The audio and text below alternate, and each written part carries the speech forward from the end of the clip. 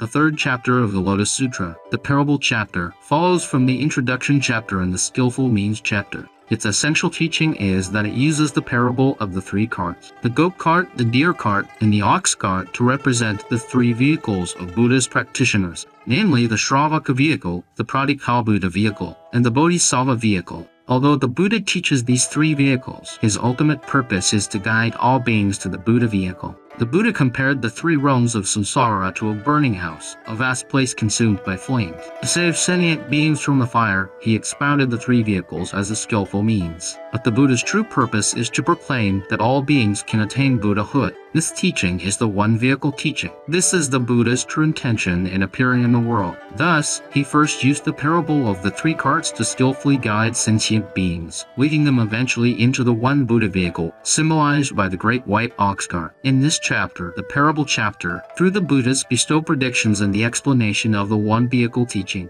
Shakyamuni Buddha tells Sariputra, the disciple foremost in wisdom, of his future Buddhahood.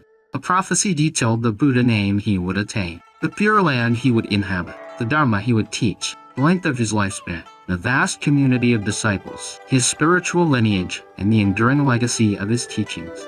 In the past, even though Sariputra had heard the Mahayana teachings that inspired the vast bodhicitta, and although he had karmic connections with bodhisattvas who generated the great Tao, he never thought those teachings had anything to do with him.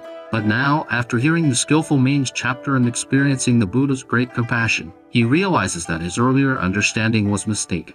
Thus, he says to the Buddha, "Only today do I truly know that I am indeed your son. I am the true heir of your wisdom, born from the Buddha's mouth, born from the Dharma."